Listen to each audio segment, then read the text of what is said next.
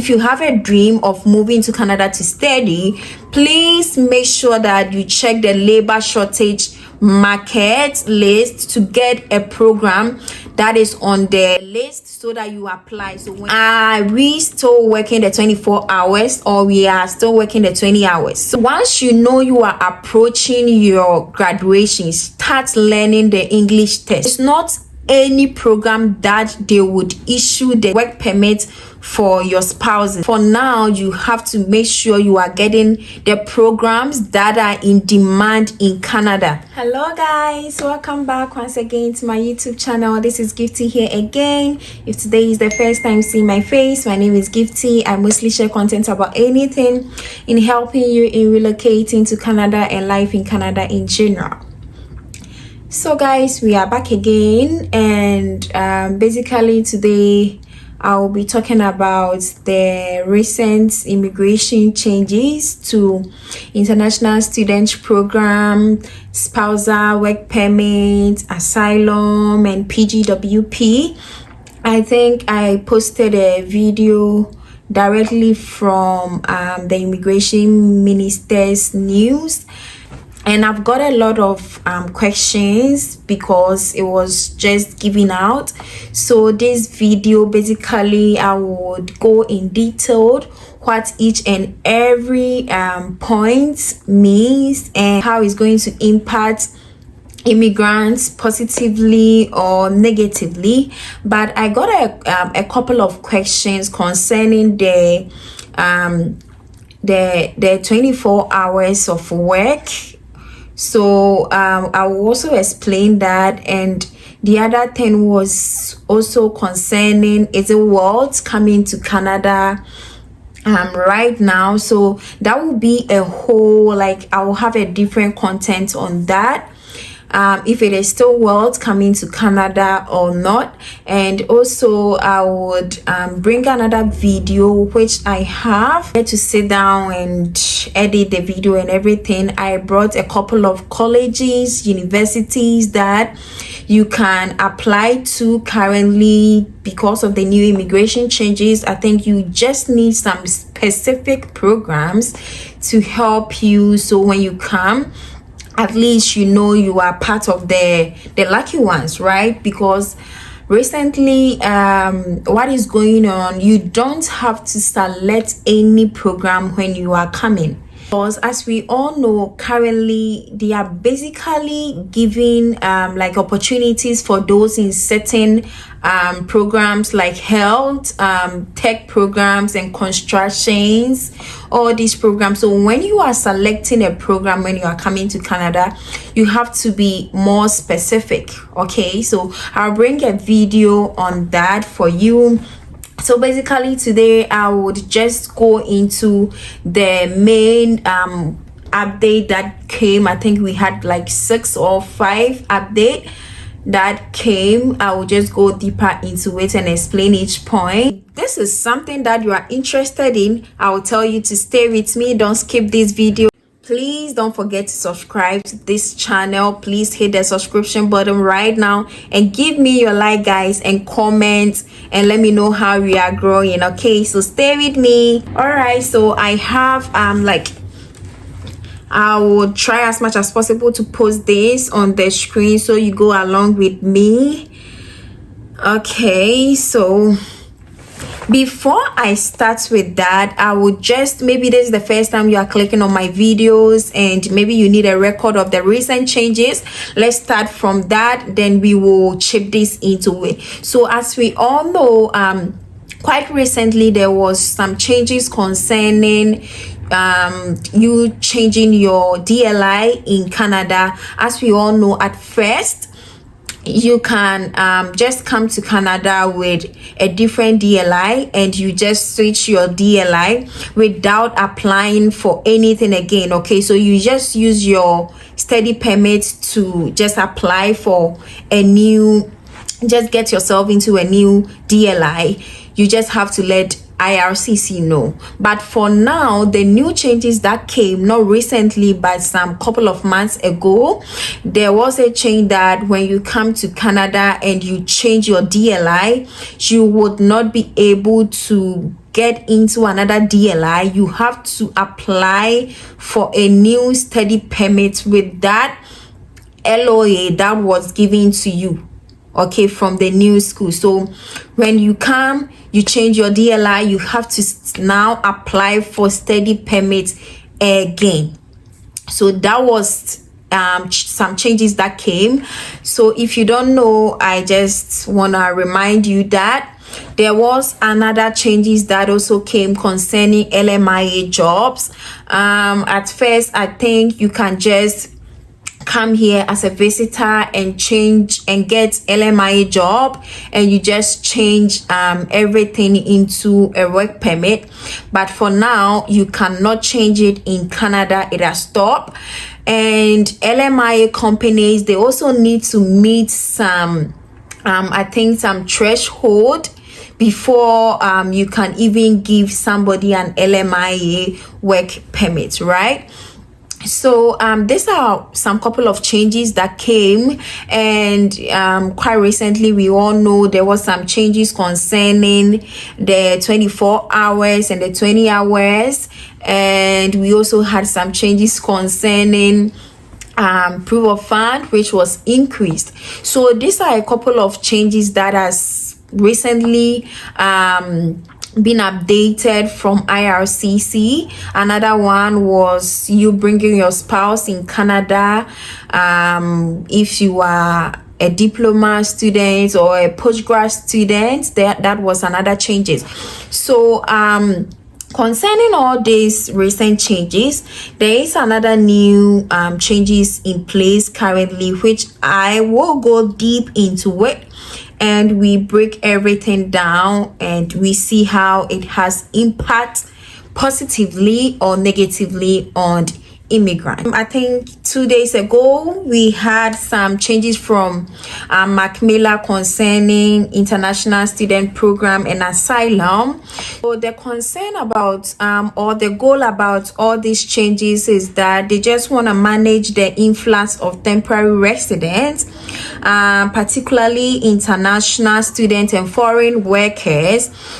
And also, these measures came as part of a broader strategy to address the labor shortage, safeguard the asylum system, and ensure that temporary residents are supported throughout their stay in Canada. So these are the goals of the new changes, okay?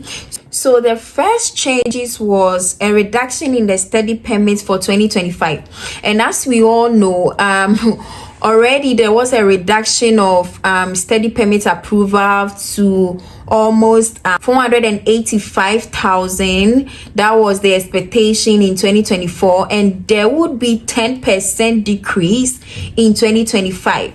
So that means in 2025 they are expecting a study permit approvals of 437,000. And as you all know, recently if you apply for a study permit, you get rejected. It was so unbearable. That's when you get a call from a friend, oh, I just got refused, I got rejected, and it was too much. In fact, study permit rejections was too much. So what are we expecting now? What are we supposed to do now? Right now, they are going to have a 10% reduction again, and we all know how this year study permit has been refused. So what are we expecting now? That is what I'm telling you, that for now you have to make sure you are getting the programs that are in demand in Canada before you come. Don't just apply for any program. Just get a good program, something like in health, something like in constructions, tech. All these jobs, they are something that you should look into applying before you come. Don't just choose any program. These are many reasons why people get rejections and all these things. So you have to look at all these things before you come. So this is a negative impact for us, but for it to be positive for you, you have to make sure that you also strategize what you are doing so that you can get approved. Okay, so let's just go into the second one, which was the update to the post-graduation work permit program. So if you don't know, postgraduate work permits, every international student in Canada, you are eligible to work after your program.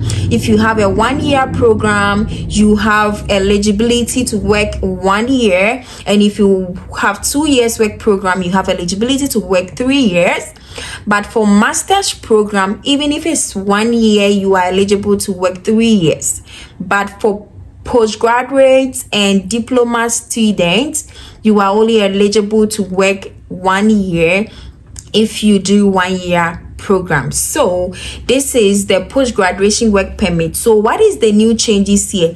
At first, when immediately you graduate from your program, you just have to apply for postgraduate work permit with your completion letter and all these stuffs. But recently, the new changes is that students will need to write an English test before you get your PGWP approved, or before you can even apply for it.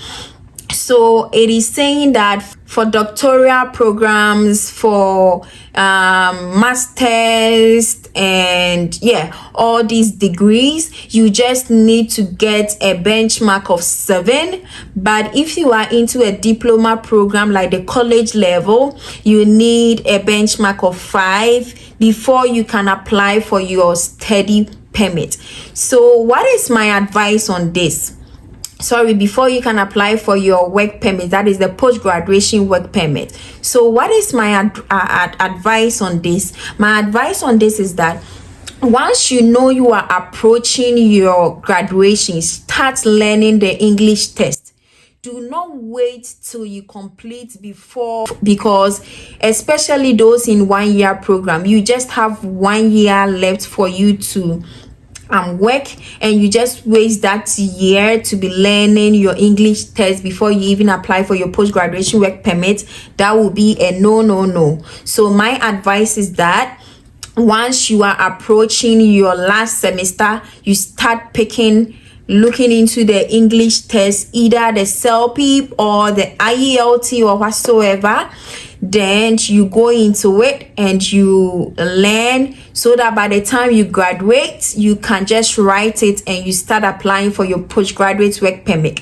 And this can even help you, because if you start learning and maybe you write it early and maybe you need 5 and you get 4, that will also give you some time to write it again. So you don't have to wait before you start learning.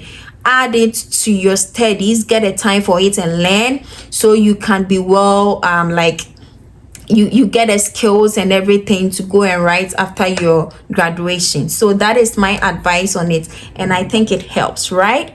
Okay, so guys, let's move into the third one, which was the changes to the work permit eligibility for spouses of foreign students and workers. So it says that to further manage the number of temporary residents, the Canadian government is introducing a restrictions on work permits for spouses of international students and foreign workers. Later in this year, we all know that later in this year, there was only they only allow the spouses of masters and doctors and all these people to only bring their spouse, and they cut off those from postgraduates and diploma students. So for now, it has even affected those in masters program. It says that later in this year, only the spouses of master's degree students in program lasting at least 16 months will be eligible for work permit. So if you are in a master's program and your program is just 12 months, then you are not eligible. So if you don't know, before that you would be eligible even if you are a master's program automatically. But now, even if you are a master's program, you will still need just 16 months before you can bring your spouse if your program lasts for at least 16 months. So keep in mind for master's programs, okay? But for the diploma, we are still there. We cannot bring spouses to Canada anymore when you are studying. Okay, so additionally, the TFWP, the Temporary Foreign Worker Program, and International Mobility Program will only issue work permits to the spouses of foreign workers in management or professional occupation or in industries where there is labor shortage. So that means that the even if you are in the master's program and your program even lasts for that 16 months or whatever, it has to still be in the labor shortage market. So that means it's not any program that they would issue the work permit for your spouses. So you should either be in the management, professional occupations and industries like the tech industries, the healthcare industries, and all these stuff, which are on the shortage labor market. So right now, I think that everything is like something on the labor shortage market. So if you don't know where to find the labor shortage market, like the occupation on it, I will try and either post it or bring a video on that for you, so you know the programs that are eligible for all these benefits. Okay, so they are all doing this to just bring down immigrants and also help in controlling the international student program. The other one was addressing the growing volume of asylum claims. As we all know, we had a lot of people coming in and seeking asylum, so it led to like an influx of difficulty in getting jobs, difficulty in getting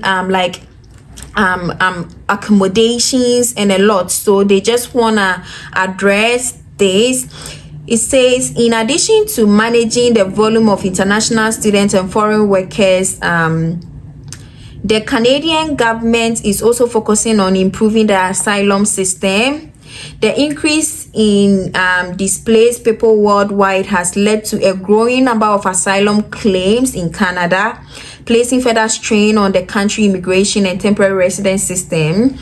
To address these changes, the government has implemented several measures aimed at strengthening visa integrity and improve the asylum process. One is partial visa requirements for Mexican national, improved claim process.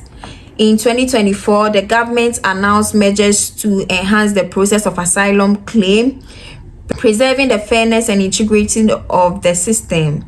This update aims to make the process more efficient without compromising thoroughly of assessment.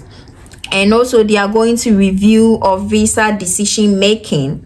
The government will review visa decision making protocol to equip immigration officers with better tools to detect fraud and reduce the number of non-genuine visa applications. So if you are seeking for asylum, they are going to make sure that they review your decision. Okay, they review the decision making, your reason for seeking the asylum. They will make sure that they review it well to make sure there are no fraud, so that it will just protect the asylum system. So basically, this was the details of the changes that came.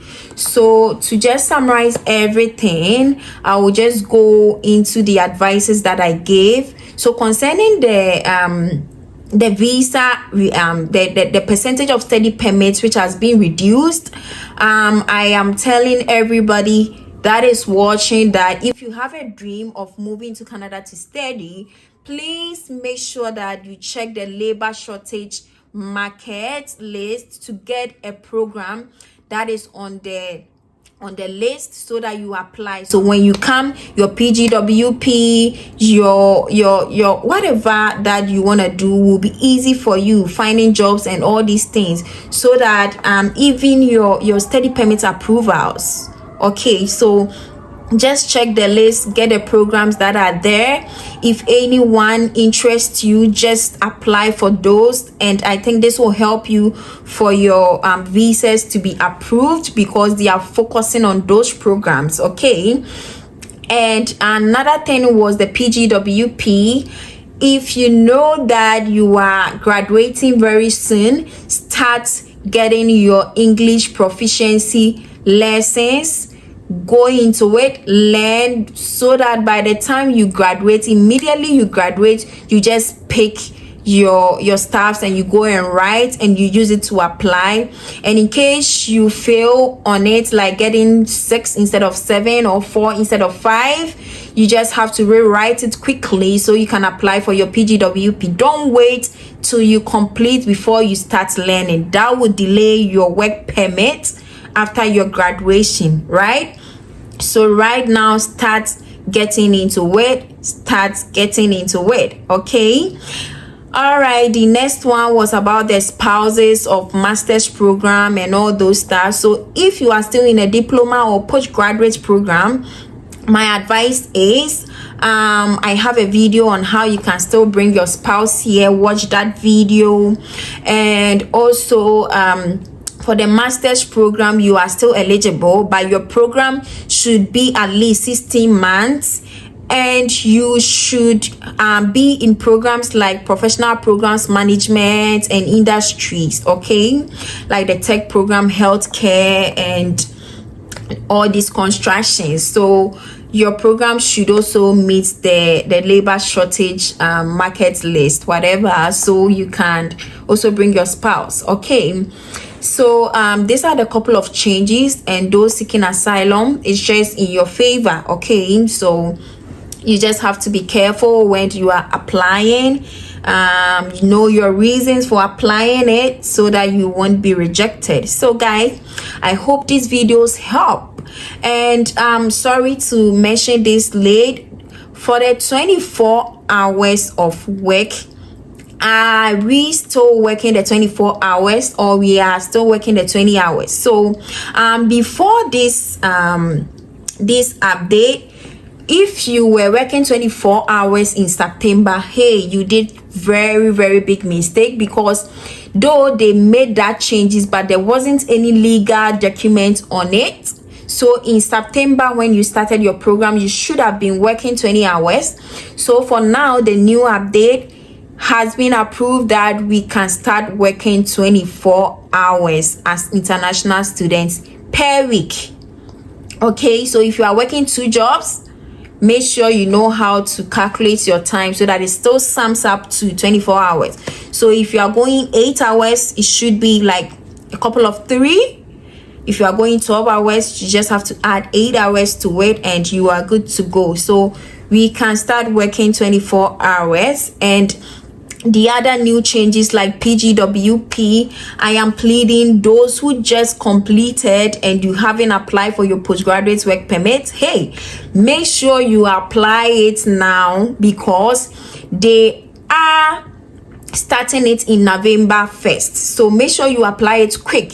If I were to be you, I will apply it quick before November comes, because I can't be writing this English test and all these things, okay? So just do it quick if you have completed already, so that you won't be part of it. But if you wait till November, then you have to go and write your post-graduation work permit. And if you have just 1 year to stay, remember, you are losing much, right? So guys, I hope this video helps very well. I love you all. Please stay with me. I'll bring a couple of video concerning all the colleges or the universities and the programs that you can apply, so you can be eligible for all these things. I love you all. Please hit the subscription button now if you haven't. Like this video, give me your comments, okay guys? Please give me your comments. And I love you all. Thank you for staying with me. Bye.